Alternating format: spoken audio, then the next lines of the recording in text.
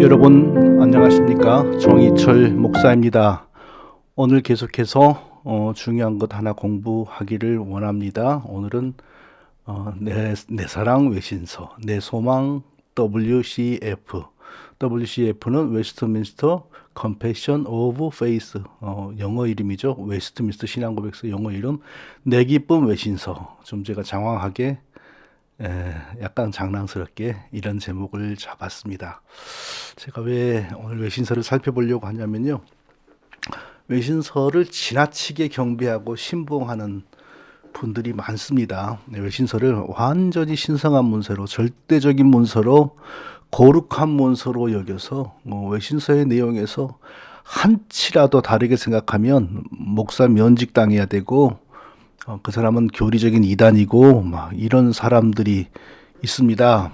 옳지 않거든요. 외신서를 만들 때의 정신이 절대 그런 것이 아닙니다.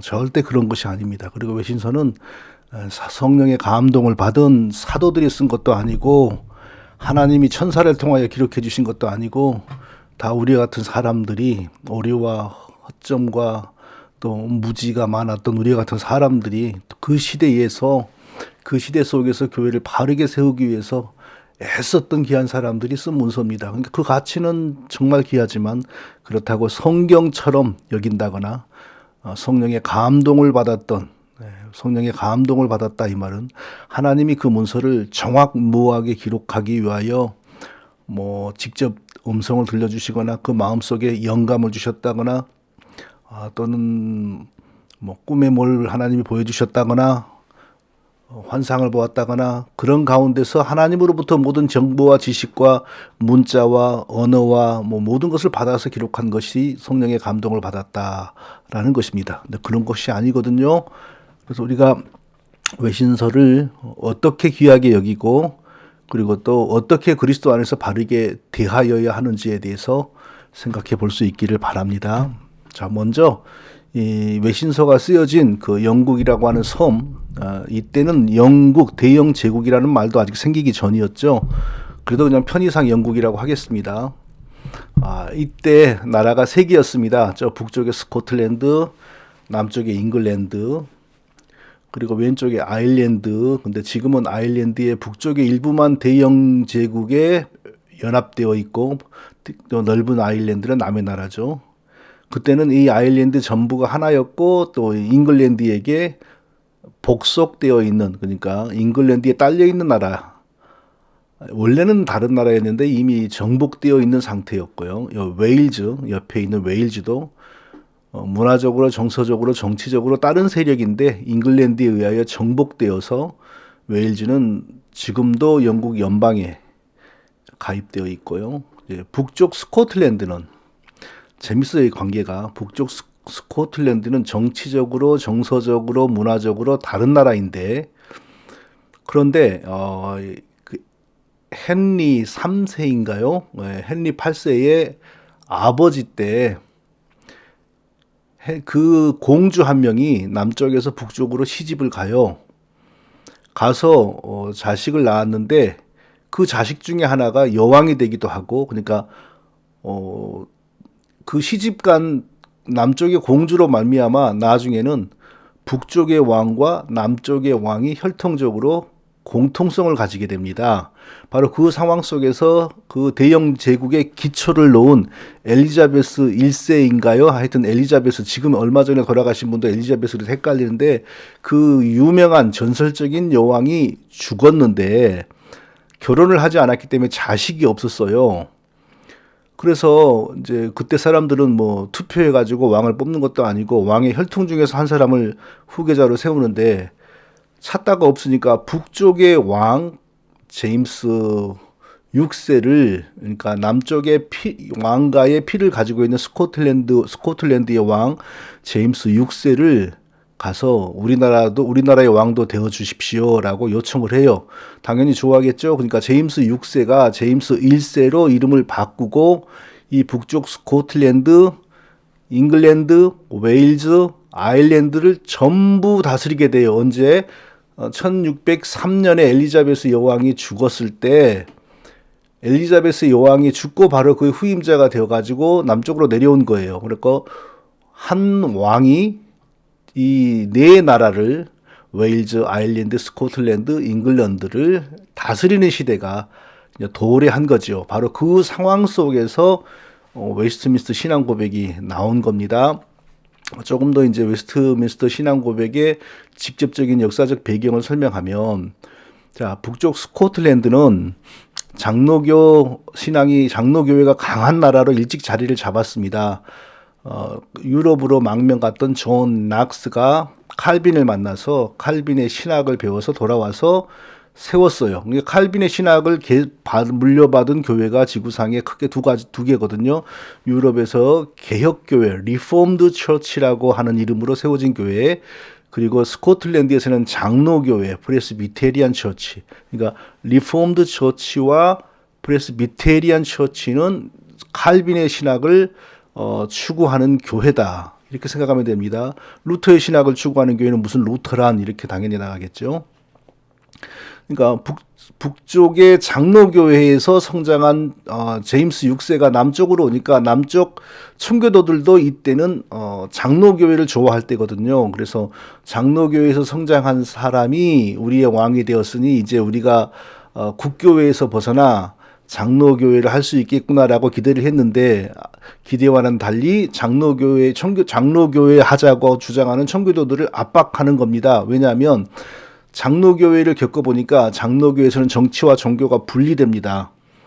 그러니까 왕이 직접 교회를 이리라 저리라 못해요. 왕은 왕이고 교회는 교회거든요. 근데 남쪽에 내려와서 이미 자리 잡고 있는 성공회를 보니까 왕이 성공회의 대장이면서 동시에 세상 정치적인 대장이에요. 그러니까 정치도 주무르고 교회도 주물러요. 남쪽에 성공의 나라에 와보니까, 국교회 나라에 와보니까. 그래서 나라를 재미있게 다스리려면 국교회가 이 전체 섬나라의 국가 종교가 되어야 한다, 이런 생각을 가지게 되어서 이제 끊임없이 북쪽 장로교회를 억압하는 겁니다. 이 제임스 6세가 나중에 제임스 1세로 바뀌고 지금 전부를 통치하고 있죠. 자기가 잘한 나라를 계속 억압을 하는 거예요.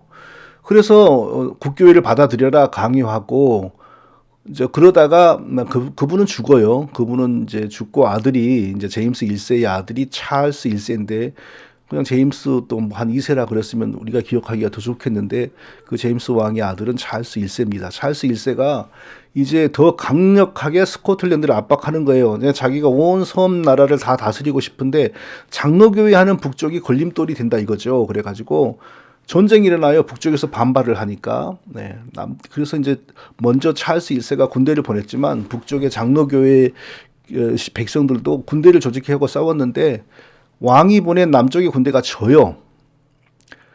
한 번 보내서 졌어요. 또 한 번 보내니까 또 졌어. 이제 전쟁을 일으킨 쪽이 패하면 대부분 뭐가 따라오죠? 배상금이 따라오잖아요.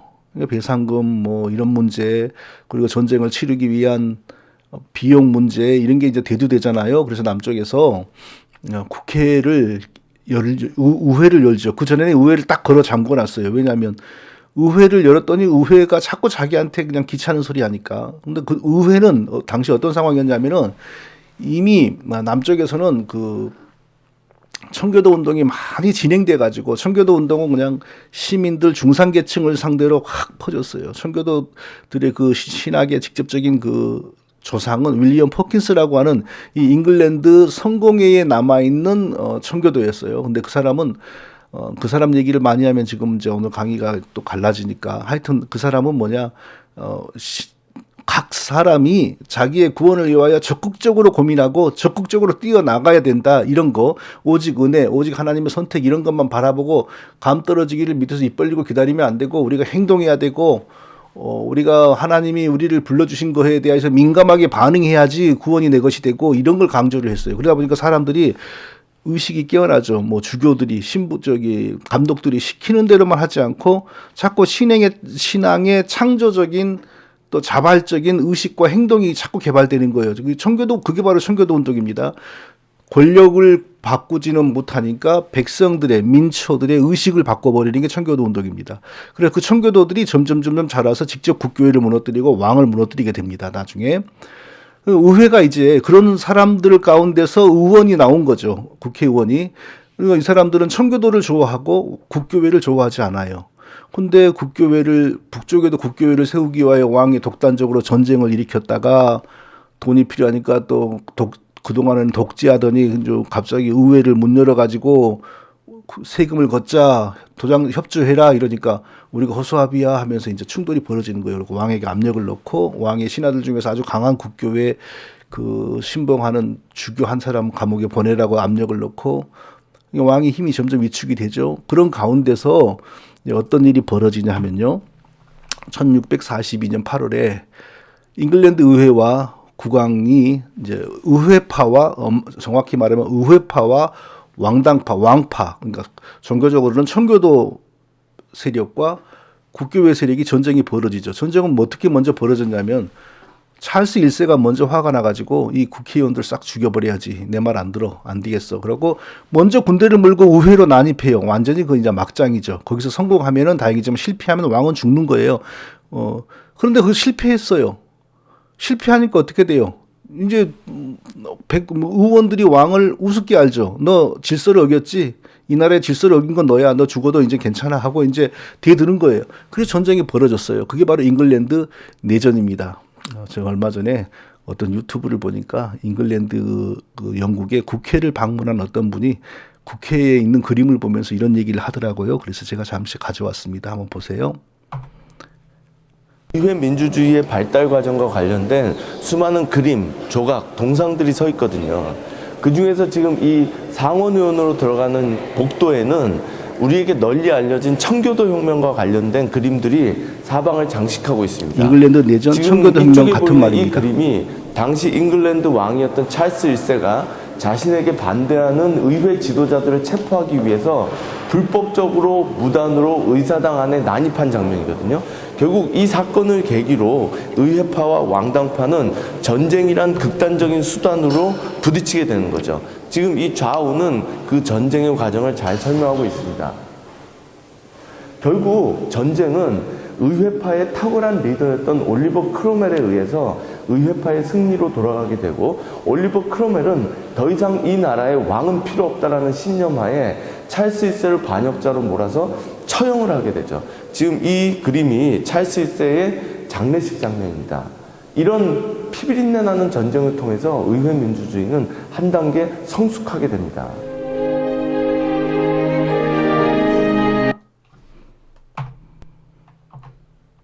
자, 이제 전쟁이 그렇게 벌어진 겁니다. 이제 전쟁이 벌어지니까 이제는 살아남는 쪽은 충신이고 전쟁에서 패하는 쪽은 옳건 그르건 간신이고 역적이에요. 그럼 죽는 거죠, 이제. 생사를 걸고 양쪽이 싸우는 거예요. 근데 생사를 걸고 양쪽이 싸우면서 잉글랜드 교회가 아닙니다. 잉글랜드 의회가 한 가지 일을 벌려요. 그게 뭐냐? 우리에게 웨스트민스터 총회라고 알려진 그 모임을, 그 집회를 잉글랜드 의회가 주도를 합니다. 어디서 했냐? 바로 최근에 이 엘리자베스 여왕의 장례식이 치러진 웨스트민스터 사원에서 했습니다. 여기는 성공의 건물이죠. 로이드 존스가 목회한 웨스트민스터 채플은 개신교 쪽이고요. 여기는 웨스트민스터 사원이라고 하죠. 여기는 성공회 쪽, 국가종교회에 소속된 아주 역사가 깊은 유서 깊은 건물이죠. 거기서 이제 집회를 열어요. 어떤 집회냐? 잉글랜드 전역에, 그러니까 잉글랜드라고 하는 것은 잉글랜드, 웨일즈, 아일랜드죠. 스코틀랜드는 딴 나라니까. 거기서 121명의 저명한 목회자들을 선발합니다. 선발은 어떻게 했냐면은 그 지역의 백성들이 추천하면 잉글랜드 의회가 승인했어요. 그래서 추천을 받은 목회자들, 그때는 목회자와 신학자가 거의 같은 거였죠. 그러니까 신학교에서 교수만 하는 사람 따로, 목회하는 사람 따로, 이런 것이 없었어요. 그러니까 목회자이면서도 거의 신학자였죠, 다. 그리고 잉글랜드 의회에서도 아주 신앙에 대하여 안목이 있는 사람 30명, 도합 151명을 선발해서 웨스트민스터 사원으로 모이게 한 겁니다. 자, 거기 보니까 이제 구성은 어떻게 되냐면 30명은 정치인들 가운데 신앙이 좋은 분들, 그리고 121명의 목회자 신학자들 속에서는 대부분이 잉글랜드의 장청파, 장로교 청교도, 장로교회를 좋아하는 청교도들 대부분이, 그리고 12명이 이제 독립파 청교도들. 이게 바로 이제 윌리엄 퍼킨스의 신학을 주로 물려받았고, 또 교회 정치에 있어서는 장로교회는 안 돼. 회중교회, 모든 회중들이 교회를 직접 운영하는 회중교회, 장로교회는 당회, 소수의 당회와 장로가 교회를 운영하잖아요. 이제 이런 사람들이었어요. 왜 모이게 했느냐? 왜 잉글랜드 의회는 그런 모임을 주도했느냐? 이 나라에서 전쟁이 쉬지 않고 지금도 전쟁이 벌어지고 있잖아요. 그 근본 원인이 뭐냐? 교회들의 교리가 다르니까. 여기에서 갈라진다, 나라가. 그래서 하나의 교리, 같은 내용의 교리와 신학을 가진 하나의 교회를 이 섬나라에, 잉글랜드, 웨일즈, 아일랜드에 뿌리 내리게 해야 된다. 그래야 앞으로 전쟁이 없다. 이런 생각을 가지고 이제 학자들을 불러 모아서 신학을 통일시켜라. 교리를 통일시켜라. 이 작업을 시킨 거예요. 그러니까 정치가 주도한 거죠. 옛날에 콘스탄틴 대제가 신학자들을 불러 모아갖고 내가 이 큰 나라 제국을 다스리려고 그러는데 교회가 분열되어 있으니까 못 쓰겠다. 빨리 같은 신학을 만들어라 했던 거하고 비슷한 거죠. 의도가 다를 뿐이죠. 자, 그때는 이제 잉글랜드 국교회의 신앙 고백이 39개조입니다. 39개조라는 것은 1, 2, 하나 이런데 36개의 항목으로 구성되어 있어요. 그 신앙 고백이. 그런데 그 전에, 그러니까 성공회가 처음에 국교회가 출발할 때 그래도 종교개혁 신학이 많이 가미되었을 때는 42개조였습니다. 그런데 그 성공회가 천주교 쪽으로 더 많이 기울어지면서 몇 개를 빼버리고 39개조로 바뀐 겁니다. 그러니까 그 39개조를 더 성경적으로 종교개혁에 합당하게 고치자.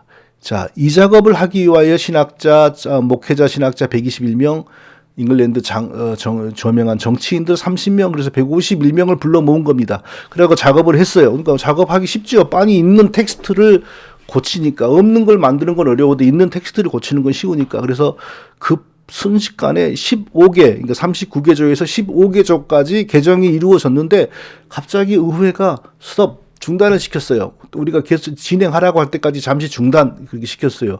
왜 그러냐면은 전황이 너무 불리하게 돌아가는 거예요. 지금 의회 쪽의 군대는 급조된 농민군이고, 그래도 왕 쪽의 군대는 옛날부터 전쟁을 하던 군인들과 훈련된 지휘관들이 있어요. 그러니까 전쟁이 게임이 안 되죠. 그래서 북쪽에 스코틀랜드도 어차피 이 남쪽의 왕을 싫어하니까 계속 북쪽에도 국교회를 강요해서 전쟁까지 했던 경험이 있으니까 도와달라고 하면 도와주겠지 하고 스코틀랜드의 도움을 구하자 해서 잠시 중단시켜요. 그리고 빨리 스코틀랜드에게 대표단을 파송하니까 스코틀랜드도 그 도움을 요청하는 게 싫지는 않았어요. 그런데 스코틀랜드는 다른 거룩한 욕심을 품었죠. 무슨 욕심? 남쪽에가 무슨 교회가 들어설런지 이게 불분명한데, 자, 전쟁은 전쟁인데 전쟁에서 이기는 것만 목표로 삼지 말고 전쟁을 이기고 난 다음에 이 전체 섬나라 스코틀랜드, 웨일즈, 잉글랜드, 아일랜드에 하나의 교리를 가진 하나의 종교개혁 교회를 세우자, 이런 제안을 하는 거예요. 그럼 스코틀랜드가 그런 제안을 할 때에 그 하나의 개혁된 교회, 하나의 종교개혁 교회 뭘 생각했을까요? 스코틀랜드 입장에서는 당연히 장로교회를 생각했겠죠. 왜냐하면 장로교회는 스코틀랜드 이미 안정되게 들어서 있고, 남쪽에는 성공회하고 싸우고 있고 국교회하고 싸우는 상황이지 들어선 교회가 없어요. 장로교회를 추구하는 청교도는 남쪽에 득실득실 많았어요. 그러나 장로교회는 아직 하나도 세워진 적이 없어요. 그리고 소수의 사람들은 독립회중교회를 세우려고 하지만 회중교회도 단 하나도 세워지지도 않았어요. 그러니까 전체 이 섬나라에 하나의 종교교육 교회를 세우자, 하나의 개혁된 교회를 세우자라고 스코틀랜드가 제안을 할 때 스코틀랜드는 무슨 계산이 있겠습니까? 당연히 그리 되면 장로교회를 택하겠지라고 한 겁니다. 그러면서 자 너희들은 지금 남쪽은 기껏해봐야 그 성공의 39개조를 좀 고치려고 하고 있잖아. 그래가지고는 이 전체의 하나의 개혁된 교회에 알맞지가 않아, 마땅하지 않아. 아예 완전히 전적으로 새로운 신앙 고백서를 만들자. 전체 영국을 위해서. 그렇게 제안하니까 남쪽에서는 하지 말자 그러겠어요. 자, 당장 스코틀랜드의 그 잘 싸우는 군대가 도와줘야지 남쪽이 의회 쪽이 왕의 군대를 이길 수 있잖아요. 현실적으로 그렇죠. 두 번째로 좋은 종교개혁 교회를 세우자는데 뭐가 나빠요. 그래서 이제 합의를 봤죠. 합의 본 것을 보고 엄숙 동맹이라 그래요. 스코틀랜드와 잉글랜드, 스코틀랜드의 장로교회와 잉글랜드 의회가 동맹을 맺어요. 그걸 보고 한국말로 엄숙 동맹이라 그럽니다. 그러니까 8월 달에 대표단 파송했는데 9월 달에 이 동맹이 체결됐습니다. 그러니까 얼마나 빨리 진행이 된 겁니까? 그때 당시에 차가 있었습니까? 다 말 타고 다녔을 텐데. 근데 얼마나 급했으면 막 이렇게 빨리 진행이 되겠어요. 그래서 스코틀랜드 장로교회도 1643년 엄숙 동맹을 체결하고 남쪽과 체결하고 동시에 웨스트민스터 총회에 9명의 대표단을 파송합니다. 근데 웨스트민스터 총회라는 말은 이때 존재하지 않았고요. 나중에 그 장소가 웨스트민스터 사원이기 때문에 웨스트민스터 총회라고 이렇게 불리어지게 된 겁니다. 그래가지고 이제 드디어 신앙고백서를 작성하기 시작한 거죠. 이 신앙고백서 작성을 시작했는데 그게 바로 웨스트민스터 신앙고백이라고 나중에 우리에게 주어진 겁니다. 자, 목표는 뭐죠? 스코틀랜드 장로교회. 잉글랜드에는 아직 정교교회 교회가 하나도 없어요. 어찌나 왕이 강하게 탄압하고 성공에만 밀어줬으니까. 그러나 잉글랜드 청교도대 절대 다수 90% 이상은 장로교회를 좋아하는 사람들입니다. 그러니까 장로교인들도 아직 장로교회는 없지만 장로교 청교도라 그러죠. 장청이라고 하죠. 장청도 좋아하고. 그리고 또 남쪽의 청교도들 중에서는 그 헨리 제이콥스의 회중교회 정치와 그리고 윌리엄 퍼킨스의 그 독특한 청교도 신학을 좋아하는 소수의 독립파 청교도, 인디펜던트 뭐라 그러죠? 갑자기 생각이 안 나요. 하여튼 그 인디펜던트라고 나와요. 예. 근데 나중에는 이제 회중교회, 인디펜던트는 이때는 인디펜던트라고 불리지만 나중에는 이제 회중, 컨그리게이션 이렇게 자리를 잡아요. 그러니까 인디펜던트, 뭐 회중, 뭐 컨그리게이션 다 비슷한 노선이에요. 같은 노선입니다. 그러니까 스코틀랜드 장로교회, 잉글랜드 장로교인들, 잉글랜드의 회중교인들이 그 외에 또 몇 소수 분파가 또 있어요. 그들이 다 동의하고 제가 따를 수 있습니다. 그런 내용의 신앙 고백서를 만들어야 되니 이게 쉽습니까? 그래가지고 학자들이 분과별로 뭐 칭의론을 토론한 학자들, 무슨 논을 토론한 학자들 분과가 만들어져 가지고 수십 번, 수백 번을 모이고 또 모이고 또 모이고 막 그런 고생을 했어요. 그러니까 뭐 성경을 연구하기 위한 목적도 있지만 서로의 이견을 해소하여 하나 같은 동의할 수 있는 문장을 만들어내기 위해서 그렇게 했던 겁니다. 그래서 드디어 1647년에 웨스트민스터 신앙고백이 완성됩니다. 엄밀히 말하면 1646년에 완성이 됐는데 의회가 승인을 해야 돼요. 의회가 승인을 안 했어요. 뭐 몇 가지 더 고쳐라고. 그리고 1647년에 의회가 승인을 해가지고 우리는 1647년에 완성된 웨스트민스터 신앙고백 이렇게 말을 하죠. 중요한 사실은 교회 목회자들과 학자들이 이 일을 주도한 게 아니고 의회가 주도했다는 거예요. 의회가. 왜? 자기들이 이길 걸로 본 거죠. 왕의 군대를 물리치고 이제 개신교의 나라를 세울 수 있을 걸로 본 거고 그랬을 때에 더 이상 종교 때문에 싸울 일이 없도록 하나의 교리, 하나의 신학을 만들기 위해서 그렇게 한 겁니다. 자, 그런데 이제 아무도 생각하지 못한 변수가 등장합니다. 전쟁은 계속 지고 있었는데 단 한 사람의 영웅적인 천재적인 전략가 군대 장군으로 인하여 전세가 뒤집어집니다. 바로 이 의회 군대의 올리버 크로멜이라고 하는 장군이 너무나 전략을 잘 싸우고 전쟁을 잘 수행하는 겁니다. 그러니까 왜 남쪽 의회파가 이겼냐? 이 장군 때문입니다. 이 장군이 전쟁을 승승장구 시켜가지고 왕의 군대를 물리친 거예요. 그런데 문제는 뭐였냐? 이 장군 올리버 크로멜은 인디펜던트 청교도였어요.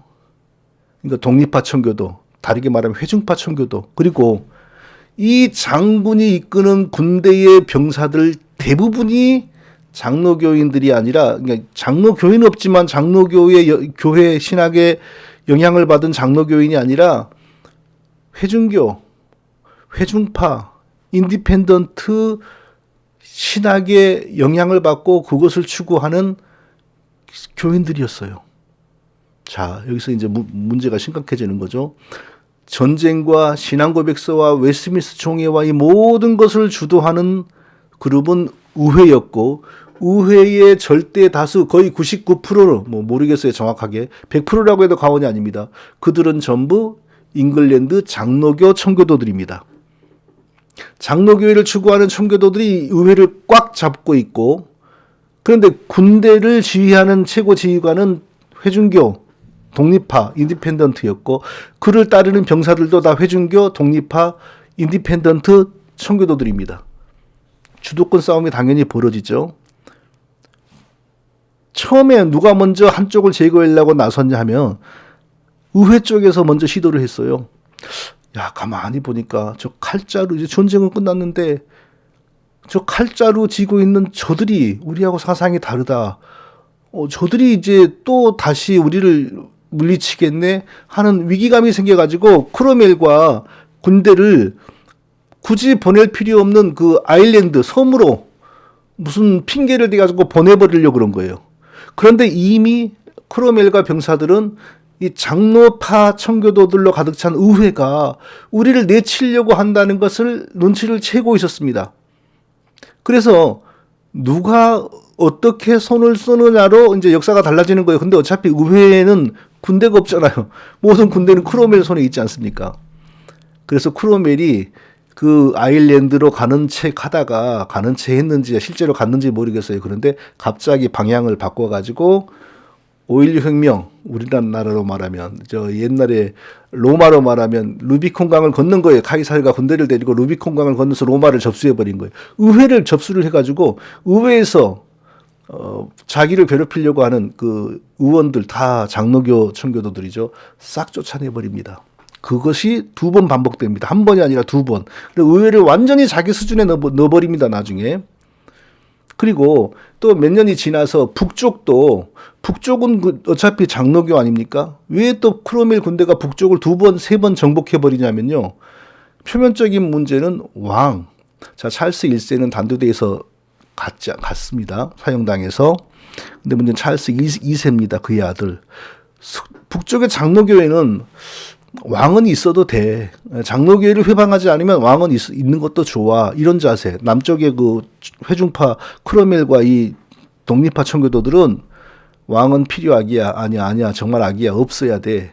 이렇게 나가는 거예요. 그러니까 북쪽 장로교인들이 찰스 2세 죽은 왕의 아들을 왕으로 옹립해가지고 장로교회를 유지하고 정치를 유지하려고 하는 시도를 합니다. 그러니까 크로멜이 아일랜드 정복하고 난 다음에 웨일즈인가 아일랜드를 정복하고 잉글랜드를 기원하지 않고 그대로 북상해서 스코틀랜드 올라가서 한 번 정복, 그 다음에 또 발라디니까 또 한 번 정복, 그 다음에 또 한 번 정복 그래요. 그러니까 함께 영국 성공회와 국왕을 물리치기 위하여 싸웠는데 전쟁이 끝나고 나니까 크로멜이라고 하는 독립파 청교도, 회중파 청교도, 그리고 그를 따르는 회중파 청교도 신자들이 군대를 다 구성하고 있거든요. 그들이 온 나라를 싹 청소해버리고 회중파의 시대를 만들어버립니다. 자, 이 회중파가 장로파들이 주도하여 만든 웨스트민스터 신앙고백 좋아하겠습니까? 당연히 안 좋아하죠. 그러니까 1647년 7월인가요? 뭐 의회의 승인을 받은 웨스트민스터 신앙고백서 단 하루도 햇볕을 못 보고 바로 휴지통으로 들어갔습니다. 애써서 장로교인들이 주도하여, 그러니까 장로교인들이 표면적으로 장로교회를 세우자라는 말을 하면서 만든 건 아니지만 장로교인들이 주도하여 만들었으니까 장로교회를 세우려고 한 거죠. 그런데 군대에서 갑자기 회중파가 반란을 일으켜서, 반란이라고 볼 수도 없죠. 자기들끼리 대립하다 그렇게 된 거니까. 장로교 남쪽에서는 완전히 장로교의 싹을 뽑아버립니다. 그러니까 이후 더 이상 장로교회가 들어서지 않았어요. 남쪽에서. 북쪽에서는 뿌리가 남아있죠. 비록 정복을 했어도. 그러니까 나중에 다시 살아나요, 장로교회가.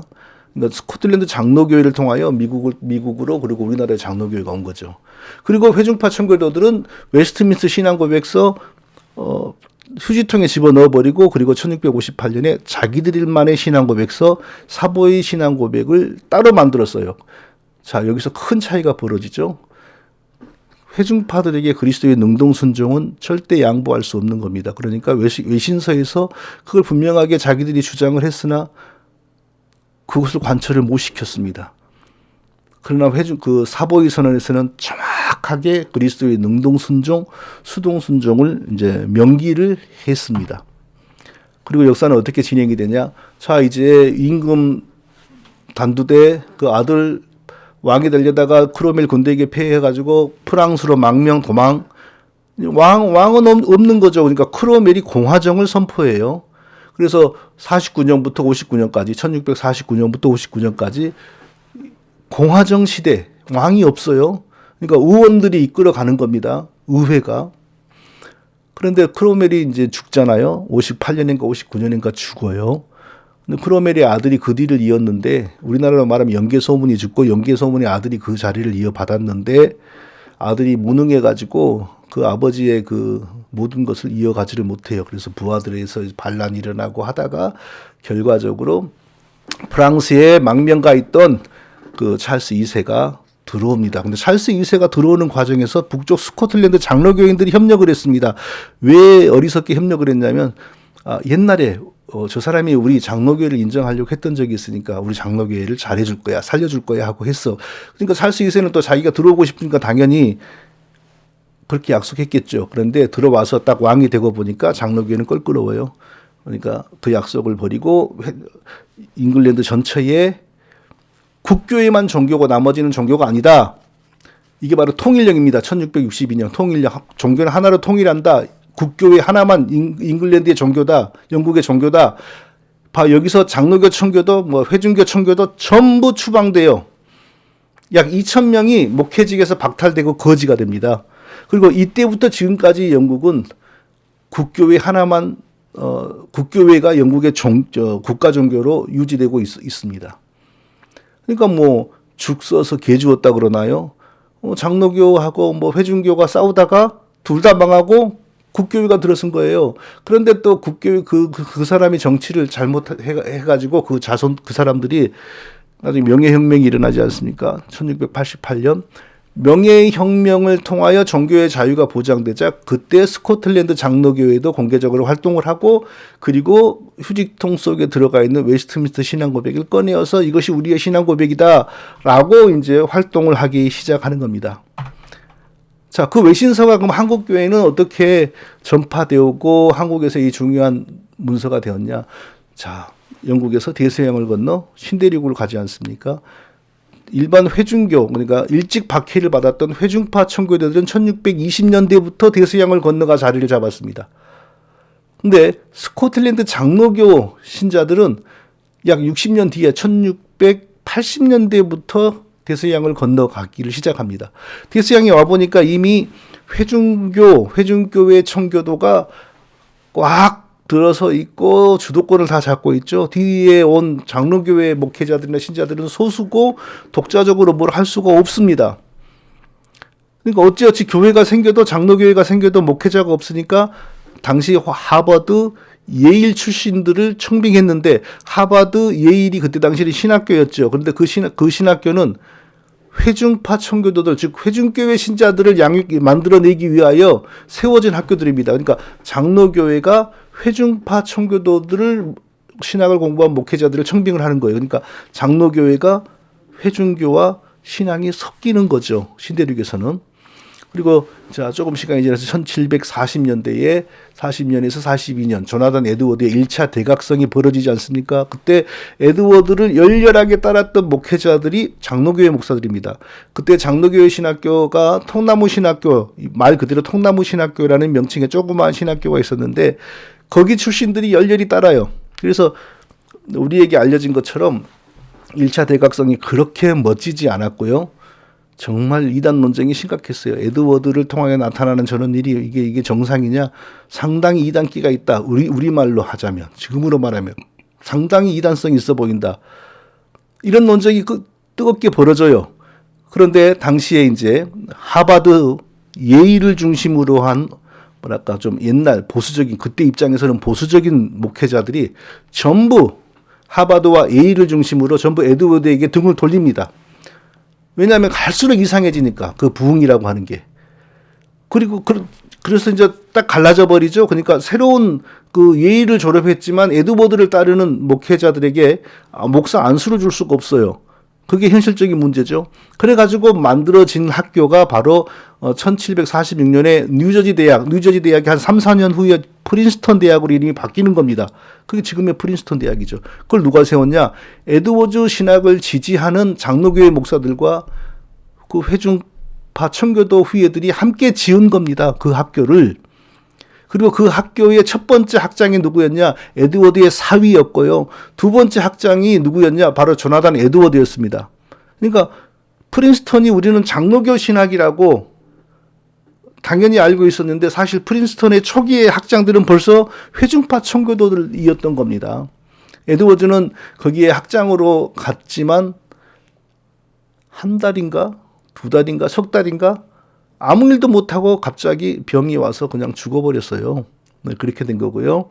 그리고 이 프린스턴이 계속 유지되어 오다가 미국을 대표하는 신학교로 이제 계속 발전해 오다가 1900년대 초에 미국의 신학교들이 자유주의로 기울어지자 자유주의는 안 된다라면서 그 유명한 분들이 거기서 나와가지고 만든 학교가 지금 필라델피아의 웨스트민스터 세미나리죠. 이 웨스트민스터 세미나리가 한국에서는 장로교회를 대표하는 신학이라고 알려졌고 지금까지 우리가 그렇게 생각해 왔거든요. 근데 자 이분들이 프린스턴에서 갈라져 나올 때 이슈는 뭐냐? 자유주의는 안 된다였지. 회중교회 신학은 안 된다. 이런 것은 영도 없었어요. 그런 이슈는. 그러니까 지금까지 웨스트민스터나 모든 미국의 신학교 안에는 회중교 신학과 장로교 신학이 혼재되어 왔다. 이런 말은 별로 들어보지 않았죠, 우리가. 여기에 대해서 우리가 이제 눈을 뜨고 진정으로 우리가 진리를 추구한다면 이것에 대해서도 고민을 해 봐야 되는 겁니다. 자, 웨스트민스터 신앙 고백이 어떻게 만들어졌고 또 한국에 들어온 것은 장로교회의 전파와 함께 들어온 거죠. 자, 우리는 웨스트민스터 그러면 마치 하늘에서 하나님이 천사의 손가락을 빌려서 하나님이 직접 기록해가지고 우리에게 주신 거룩하고 신성하고 1.1에게 오류나 틀림이 없는 문서라고 생각을 하는 경우가 많습니다. 물론 사람이 만든 문서치고 이 웨스트민스터 신앙고백 너무너무 좋고 훌륭합니다. 그래서 내 소망, 나의 기쁨, 나의 자랑 저는 이렇게 말을 합니다. 웨스트민스터 읽어보지도 않고 말하는 사람도 이상한 사람들, 그 내용을 공부하고도 이게 대단하다는 걸 모르는 사람도 이상한 사람들입니다. 거기에 생각나는 대로 왜 웨스트민스터 신앙고백이 훌륭하냐? 계시의 정결성이 정확하게 설명되어 있습니다. 웨스트민스터 신앙고백을 진리로 믿는다면 방언, 예언, 환상, 꿈 이런 거 입에도 못 담습니다. 로마 교회를 아주 경계시키고 교황을 적그리스도라고 합니다. 400년 전에도 지금보다 훨씬 순진해요. 그때 당시 로마 교회와 교황은. 그래도 이미 적그리스도로 정죄를 합니다. 그리고 구원은 하나님이 예수 믿게 하여 주시는 은혜를 베풀어 주시는 회개이지, 생명 없는 회개이지, 사람이 성령의 역사가 뭐건 간에 사람이 자기의 비참한 상태를 깨닫고 나서 스스로 그리스도를 찾아가는 회심이 아니다. 그런 사상 다 나와 있어요. 얼마나 훌륭합니까? 칭이 어떻게 우리가 의롭다 하심을 받느냐? 오직 그리스도를 믿음으로 우리가 의롭다 하심을 받는 원리 너무 잘 나옵니다. 성도의 견인, 우리가 의롭다 하심을 받고 구원을 받았는데 어떻게 구원이 유지되어 가느냐? 우리의 능력이 아니다. 하나님의 은혜다. 너무 잘 설명되어 있고 타락한 인간이 과연 구원을 위하여 무슨 일을 할 수 있느냐? 하나도 할 수 없는 무능한 상태다. 효과적인 부르심, 하나님이 부르시면 믿게 하시면 그 사람이 얼마나 미련하고 악한 사람일지라도 반드시 믿어 구원에 이르게 된다. 예, 너무너무 잘 설명되어 있어요. 아주 훌륭하죠. 자, 그런데 딱 한 가지, 네, 아담이 태초에 어떤 상태였냐. 거기에 대해서, 그리고 아담의 원죄가 뭐였냐. 아담은 하나님과 어떤 언약을 맺었느냐. 여기에 대해서 이게 잘못되어 있다고, 이거 한 가지가 잘못되어 있는 거예요. 그것은 지금 말을 못해요. 너무 벌써 40분이 되었으니까. 자, 외신서의 한계를 우리가 인정을 해야 됩니다. 성령의 감동을 받은 사람들이 쓴 게 아닙니다. 성령의 감동을 받았다 이 말은 하나님 마음속에 있는 지식과 정보가 성령의 감동받은 그 사람 속으로 그대로 이동되었다 이 뜻입니다. 그러니까 그 과정에 하나님이 환상도 보여주고 음성도 들려주고 꿈도 꾸게 하시고 하나님이 직접 나타나기도 하고 천사가 대신 나타나기도 하고 이런 일이 있었던 거죠. 자, 그것은 사도나 구약의 선지자들에게 있었던 거지, 신약의 사도나 웨스트민스터에 모인 신학자들에게는 그런 일이 없었어요. 오직 이성으로 쓴 거예요. 이성의 성령이 조명해 주신 거죠. 근데 성령의 조명은 특별 계시를 심어주는 게 아니라 이미 주어진 계시를 이해하게 만드는 건데 사람의 부패한 심령이 부패성이 작용을 할 수도 있어요. 그러니까 성령의 조명을 받아서 글을 쓴다. 거기가 정확무한 진리의 말씀이다라고 보장되는 건 아닙니다. 그러니까 절대로 웨스트민스터의 신앙 고백의 모든 내용, 문자 하나하나, 단어 하나하나, 문장 하나하나에 절대성을 부여한다거나 그러면 안 되는 거예요. 아, 우리 조상들이 성경을 참 이 부분에서는 잘 해석을 했구나. 그런데 이 부분은 조금 이상하지 않나? 그런 자세를 가져야 돼요. 그리고 한번 교회의 신앙 고백으로 채택이 된다 그러면 그 자체가 무한한 권위를 가지는 겁니다. 근데 거기에 조금이라도 잘못된 게 있다면 그것도 잘못된 권위를 가지게 되는 거예요. 그래서 그런 게 여기 들어와 있지 않나? 이게 바로 성경으로 늘 돌아가야 한다. 개혁된 교회는 계속 개혁되어져야 한다. 이 개혁주의 정신 아닙니까? 그런 정신을 가져야지. 웨스트민스터 신앙 고백에 나와 있는데 저게 딴소리를 이런 게 아주 미련하고 우매하고 바보 같은 거라는 겁니다. 자, 성도님들, 웨스트민스터 신앙 고백은 정말 귀합니다. 귀해요. 그러나 성령의 감동을 받은 사람들에 의해서 기록되어진 신성하고 거룩하고 절대적인 문서는 아닙니다. 성경의 빛에 비추어서 우리가 좋은 것은 다 받아들이고 뭔가 성경에서 좀 어긋난다 싶은 것은 또 돌아보고 또 연구해보고 그런 자세가 꼭 있어야 됩니다. 절대적으로 신봉하면 바로 그 자세에서 이단이 나올 수도 있습니다. 자, 오늘은 웨스트민스터가 아주 위대하고 훌륭한 문서지만 그러나 절대성을 가지는 문서는 아니다. 이것 한 가지를 살펴보고 그리고 다음에는 웨스트민스터 신앙 고백 안에 그러면 어떤 성경과 다른 어떤 내용이 들어있는가 그것에 대해서 살펴보도록 하겠습니다. 안녕히 계십시오. 건강하시기 바랍니다.